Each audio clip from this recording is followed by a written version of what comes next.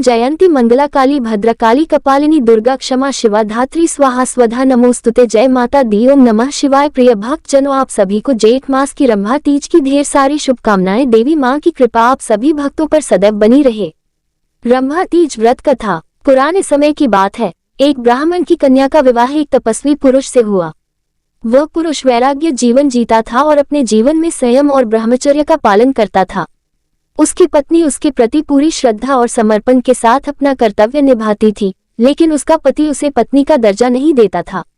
वह हमेशा उसे दूर रखता और सांसारिक मोह से दूर रहता। कई वर्षों तक इस स्थिति को झेलते हुए वह ब्राह्मण कन्या बहुत दुखी हो गई। एक दिन वह दुख और निराशा में डूबकर नदी में कूद गई और प्राण त्याग दिए। मृत्यु के बाद उसकी आत्मा इंद्रलोक पहुंची। वहां उसकी भेंट अप्सरा रंभा से हुई। रंभा ने उससे उसकी मृत्यु का कारण पूछा। ब्राह्मण कन्या ने उसे अपने दुख की पूरी कथा सुनाई और कहा कि वह अगली जन्म में एक अच्छे प्रेम करने वाले पति की कामना करती है। रंभा ने उसे बताया कि यदि वह अगले जन्म में रंभा तीज व्रत श्रद्धा और विधि पूर्वक करे तो उसे एक सुंदर प्रेमी और आदर्श पति की प्राप्ति होगी। रंभा ने व्रत की विधि और उसका महत्व समझाया। अगले जन्म में वह कन्या एक अच्छे घर में जन्मी और जब वह विवाह योग्य हुई तब उसने रंभा तीज व्रत विधि पूर्वक किया। इसके फलस्वरूप उसका विवाह एक सुंदर प्रेमी और गुणवान पुरुष से हुआ और उसने सुखी वैवाहिक जीवन व्यतीत किया। चलो इसी में दूसरी कथा सुनाते हैं। बहुत समय पहले की बात है। एक नगर में एक धनी व्यापारी रहता था, जिसकी एक सुंदर और धर्मपरायण पुत्री थी। वह विवाह योग्य हो चुकी थी और उसके माता पिता उसकी शादी की तैयारियां कर रहे थे। इसी दौरान एक साधु उस नगर में आया।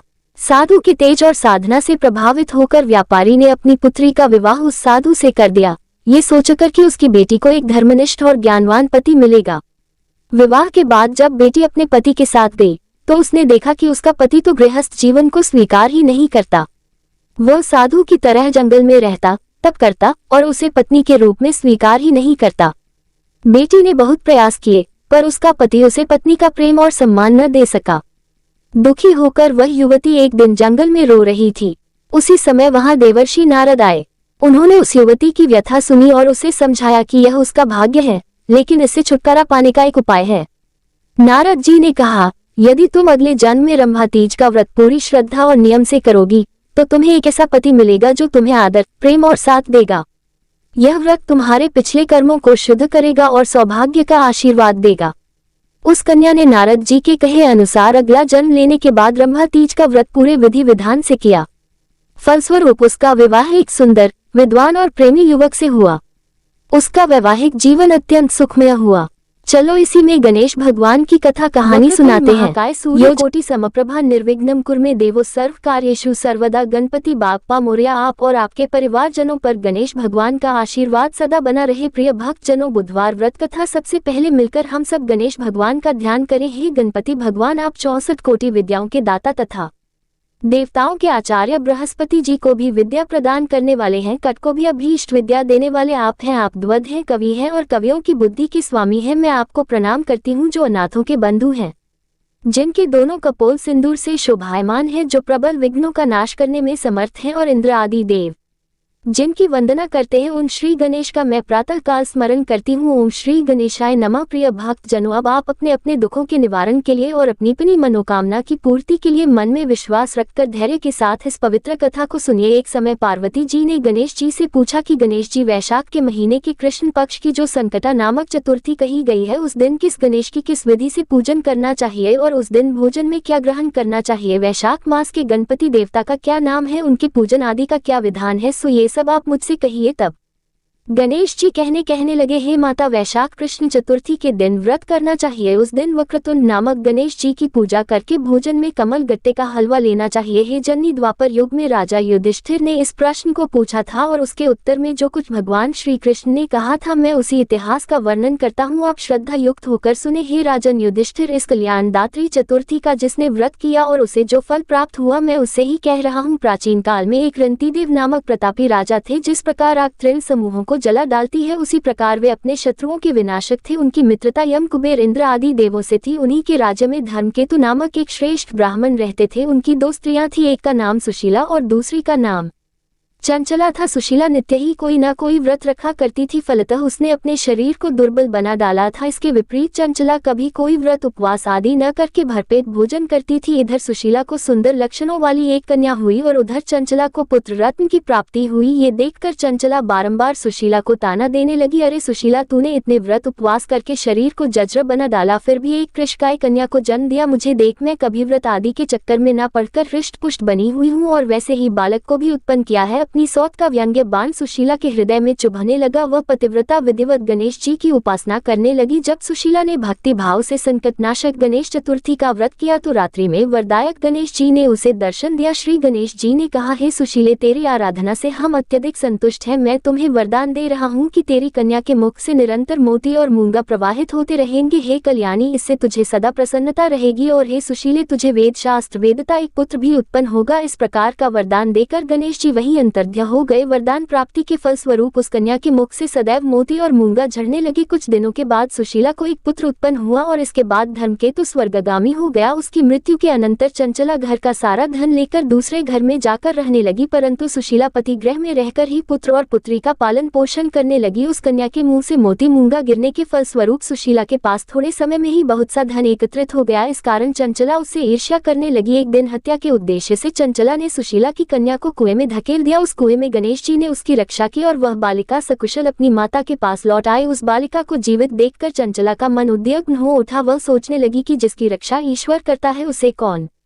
मार सकता है। इधर सुशीला अपनी पुत्री को पुनः प्राप्त कर प्रसन्न हो गई। पुत्री को हृदय से लगाकर उसने कहा, श्री गणेश जी ने तुझे पुनर्जीवन दिया है, नाथों के नाथ गणेश जी ही है। चंचला आकर उसके पैरों में नतमस्तक हुई। इसे देखकर सुशीला के आश्चर्य का ठिकाना ना रहा। चंचला हाथ जोड़कर कहने लगी, हे बहन सुशीले, मैं बहुत ही पापिनी और दुष्टा हूँ, आप मेरे अपराधों को क्षमा कीजिए। आप दयावती हैं, आपने दोनों कुलों का उद्धार कर दिया। जिसका रक्षक देवता होता है उसका मानव क्या बिगाड़ सकता है। जो लोग संतों एवं सत्पुरुषों का दोष देखते हैं वे अपनी करनी से स्वयं नाश को प्राप्त होते हैं। इसके बाद चंचला ने भी उस कष्ट निवारक पुण्यदायक संकट नाशक गणेश जी के व्रत को किया। श्री गणेश जी के अनुग्रह से परस्पर उन दोनों में प्रेम भाव स्थापित हो गया, जिस पर गणेश जी की कृपा होती है और उसके शत्रु भी मित्र बन जाते हैं। सुशीला द्वारा संकट नाशक गणेश व्रत किए जाने के कारण ही उसकी सौत चंचला का हृदय परिवर्तन हो गया। श्री गणेश जी कहते हैं कि ये देवी, पूर्वकाल का पूरा वृतांत मैंने आपको सुना दिया। इस लोक में इससे श्रेष्ठ विघ्न विनाशक कोई दूसरा व्रत नहीं है। श्री कृष्ण जी कहते हैं कि हे धर्मराज, आप भी विधि पूर्वक गणेश जी के इस व्रत को कीजिए। इसके करने से आपके शत्रुओं का नाश होगा तथा अष्ट सिद्धियां और नव निधियां आपके सामने करबद्ध होकर खड़ी रहेंगी। हे धर्मपरायण युधिष्ठिर, आप अपने भाइयों, धर्मपत्नी और माता के सहित इस व्रत को कीजिए। इससे थोड़े समय में ही आप अपने राज्य को प्राप्त कर लेंगे। श्री कृष्ण भगवान के मुख से इस कथा को विस्तार पूर्वक सुनकर तब धर्मराज युधिष्ठिर ने भी भक्ति भाव से वैशाख कृष्ण चतुर्थी का व्रत किया और गणपति भगवान की कृपा से अपने खोए हुए राज्य को पुनः प्राप्त कर लिया। चतुर्थी तिथि आने पर स्नान करने के बाद सोने, चांदी, तांबे, पीतल या मिट्टी से बने भगवान गणेश जी की मूर्ति स्थापित करनी चाहिए। गणेश जी को स्नान कराना चाहिए। इसके बाद जनेऊ धारण करानी चाहिए। अबीर, गुलाल, चंदन, सिंदूर इत्र आदि गणपति जी को अर्पित करनी चाहिए। वस्त्र अर्पित करे, अक्षत चढ़ाए, फूलों से श्रृंगार करे, गणेश मंत्र बोलते हुए दूर्वा अर्पित करे, भगवान को लड्डुओं का या मोदक का भोग लगाए, कपूर जलाएं, धूप दीप से आरती उतारे। इस प्रकार पूजा करने के बाद भगवान से सच्चे मन से क्षमा याचना करे और अंत में प्रसाद को सभी भक्तों में बांट दे। अगर संभव हो सके तो घर में ब्राह्मणों को भोजन कराएं और अपने सामर्थ्य के अनुसार उन्हें दान दक्षिणा दे। इस प्रकार जो भी भक्त विघ्नहर्ता भगवान गणेश जी को समर्पित इस व्रत को करता है उनके सभी कष्टों का नाश हो जाता है और उन पर सदैव गणेश भगवान की कृपा बनी रहती है। सभी मिलकर प्रेम से बोलिए, विघ्नहर्ता भगवान गणेश जी की जय। अब सुनिए चौथ माता की कथा, क्योंकि चतुर्थी का व्रत बिना चौथ माता की कथा के या पूजा के अधूरा रहता है। पौराणिक कथा के अनुसार एक गाँव में एक सेठ सेठानी थे। उनके एक बेटा और एक बहू थे। बहू सबको भोजन करा के फिर स्वयं भोजन करती थी। एक पड़ोसन ऐसी भी थी जो रोज पूछती थी कि बहू आज क्या बनाया है, क्या खाया है, तो बहू कहती ठंडो बासी। एक दिन उसके पति ने ऐसा सुनकर विचार किया कि आज तो पकवान बनाए जाएं, फिर देखे कि मेरी पत्नी क्या कहती है। उसने तरह तरह के पकवान बनवाए और घर के सभी लोगों ने एक साथ बैठकर भोजन किया। आज भी पड़ोसन ने पूछा तो बहू ने कहा कि ठंडो बासी, सेठ के लड़के ने सोचा हो ना हो कोई बात अवश्य है जिससे कि मेरी पत्नी ऐसा कहती है। उसने पत्नी से पूछा, तुम रोज ठंडो बासी खाया ऐसा क्यों कहती हो, जबकि हम सब ने एक साथ बैठकर कई तरह तरह के पकवान खाए। उसकी पत्नी बोली, हम जो खा रहे हैं वह बाप बूढ़ों की कमाई है, जिस दिन आप कमा कर लाओगे उस दिन मैं समझूंगी कि ताज़ा भोजन कर रहे हैं। अब एक दिन लड़के ने माँ से कहा, मैं एक बड़े शहर में कमाई करने जा रहा हूँ। माँ बोली, बेटा अपने पास इतना धन है कि खाया नहीं खत्म होगा। माँ के मना करने पर भी बेटे ने स्वयं कमाने का दृढ़ निश्चय कर लिया और जाते समय पत्नी से कहा, मैं जब तक कमाकर बहुत सा धन लेकर न आऊं तुम चूल्हे की आग मत बुझने देना। एक दिन चूल्हे की आग बुझ गई तो वह मन ही मन घबराने लगी, कहीं मेरे पति पर संकट तो नहीं आ पड़ा। जल्दी से पड़ोस में से आग लाकर चूल्हे में रख दूं, ऐसा विचार करके पत्नी पड़ोस में गई। वहां पड़ोसन चौथ माता का व्रत और पूजन कर रही थी। पड़ोसन ने कहा, थोड़ी देर में आकर ले जाना। तो बहू ने पड़ोसन से पूछा,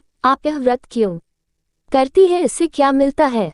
पड़ोसन ने कहा, चौथ माता के इस व्रत को करने से अन्न और लक्ष्मी मिलती है और अपनी मनोकामनाएं पूर्ण होती है। अब बहू भी चौथ माता का व्रत करने लगी। दीवार पर उसने चौथ माता का चित्र बनाया। उस दिन घी और गुड़ का चूरमा बनाकर रात्रि को चंद्रमा को अर्घ देकर उसने भोजन किया। ऐसा करते करते बहुत दिन हो गए। चौथ माता ने उस बहू के पति को सपना दिया कि साहूकार का बेटा तू जागे कि सोवे, तेरी पत्नी तुझे बहुत याद कर रही है, घर जाकर उसकी चिंता मिटा दे। तू दुकान खोलकर कंकु केसर का पगलिया बनाकर बैठ जाना, आज तेरा हिसाब किताब हो जाएगा। अब तो चौथ माता ने जैसा कहा था वैसा ही हुआ। उसने घर जाने की तैयारी की और गाड़ी भर के धन दौलत लेकर चल दिया। रास्ते में एक बड़ा सा काला नाग फन फैलाए बैठा था और कहने लगा, आज तो मैं तुझे डसूंगा, छोड़ूंगा नहीं, आज तेरी आयु पूरी हो गई है। सेठ के लड़के ने कहा, आज चौथ माता ने मुझे सपना दिया तो मैं पत्नी से मिलने घर जा रहा हूँ। वहाँ मेरी पत्नी बहुत चिंता कर रही है, मैं उससे मिलकर जरूर आऊंगा, तब तुम मुझे डस लेना। नाग ने कहा, तुम शपथ पूर्वक कहकर जाओ तो मैं तुम्हें जाने दूंगा, परंतु लौट कर नहीं आई तो तुम्हारे घर आकर मैं तुम्हें डस लूंगा। इस प्रकार सांप को वचन देकर वह घर पहुंचा। वहां सभी से हंसी खुशी से मिला और भोजन करने उदास होकर बैठ गया। उसकी पत्नी ने उदास होने का कारण पूछा तो पति ने काले नाग वाली बात बताते हुए कहा कि यदि मैं उसके पास नहीं जाऊंगा तो वह घर आकर ही मुझे डस लेगा। पत्नी बहुत चतुर थी, उसने कहा कि आप घबराओ नहीं, लेट जाओ, मैं एक उपाय करती हूँ। पत्नी ने कमरे की 7 पेड़ी धोई, पहली पेड़ी पर रेत, दूसरी पर इत्र, तीसरी पर गुलाल फूल, चौथी पर कंकु केसर, 5वीं पर लड्डू पेड़ा, छठी पर गादी गलीचा और 7वीं पेड़ी पर दूध का कटोरा भरकर रख दिए। इस प्रकार वह 7 ही पेड़ी सजाकर बैठ गई। आधी रात होते ही नाग आकर पेड़ी चढ़ने लगा। पहली पेड़ी पर रेत में लौट गया और कहने लगा कि सेठ की बहू ने आराम तो बहुत दिया पर वचनों से बंद कर आया हूँ, सो डसूंगा अवश्य ही। इसी प्रकार 7 पीढ़ियों पर नाग आराम करता हुआ और कहता हुआ कि डसूंगा जरूर कमरे में जाने ही वाला था कि चौथ माता ने विचार किया कि मैं इसे नहीं बचाऊंगी तो संसार में धर्म कर्म और व्रत पूजन को कौन मानेगा। अब तो गणेश जी, चंद्रमा जी और चौथ माता ने उसे बचाने का विचार किया। चंद्रमा जी ने उजाला किया, चौथ माता ढाल बनी और गणेश जी ने तलवार लेकर नाग को मार दिया और ढाल से ढक दिया। अब बहू भी थकी हारी सो गई। दिन निकला तो लोग बेटे से मिलने आए परंतु बेटा बहू तो उठे ही नहीं थे। बहुत देर हो गई तो माँ उन्हें उठाने गई। माँ ने 7 पीढ़ियों पर जो कुछ देखा तो वह बहुत ही घबराए और बेटा बहू को आवाज लगाई। बेटा बहू उठे तो देखा कि एक ढाल तलवार वहाँ पड़ी है। अब ढाल उठाए तो वही काला नाग मरा हुआ पड़ा है। बेटा बहू ने सोचा कि आज तो धर्म कर्म ही आड़े आए हैं जो भगवान गणेश जी और चौथ माता ने अपनी रक्षा की है। चौथ माता, आपने जैसी सेठ के बेटे बहू की रक्षा की वैसी ही सबकी रक्षा करना। बोलो चौथ माता की जय। अब आप सुनिए श्री गणेश चालीसा पाठ। जय गणपति सद्गुण सदन कविवर बदन कृपाल विघ्न हरण मंगल करण, जय जय जय गिरिजा लाल, जय जय जय गणपति गणराजू मंगल भरण करण शुभ काजू, जय जग बदन सदन सुखदाता विश्व विनायक बुद्धि विधाता वक्रतुंड सुचुन सुहावना तिलक त्रिपुन भाल मन भावन राजत मणि मुक्तन उमाला स्वर्ण मुकुट शिर नयन विशाला पुस्तक पान कुठार त्रिशूलम मोदक भोग सुगंधित फूलम सुंदर पीताम्बर तन साजित चरण पादुका मुनि मन राजित धन शिव सुवन शदानंद व्रता गौरी लालन विश्व विख्याता रिद्धि सिद्धि तव चवर सुधारी मोषक वाहन सोहत द्वारी कहो जन्म शुभ कथा तुम्हारी अति सुचि पावन मंगलकारी। एक समय गिरिराज कुमारी पुत्र हेतु तप कीन्हा भारी भयो यज्ञ जब पूर्ण अनुपा तब पहुँच्यो तुम धरी द्विज रूपा अतिथि जानिक गौरी सुखारी बहुविधि सेवा करी तुम्हारी अति प्रसन्न हवे तुम वर दीन्हा मात पुत्र हित जो तप की मिलो पुत्र तू बुद्धि विशाला बिना गर्भ धारण यही काला गणनायक गुण ज्ञान निधाना पूजित प्रथम रूप भगवाना अस कह अंतर ध्यान रूप होवे पालना पर बालक स्वरूप होवे बन शिशु रुदन जब भी तुम ठाना लखमुख सुख नहीं गौरी समाना सकल मगन सुख मंगल गावह नावती सुरन सुमन वर्षावह शंभु उमा बहु दान लुटावह सुर मुनि जत सुख देखन आवह लख अति आनंद मंगल साजा देखन भी आए शनि राजा ने जब गुण गुनी शनि मन माही बालक देखन चाहत नाही गिरजा कछु मन भेद बढ़ायो उत्सव मोर न शनि तू भयो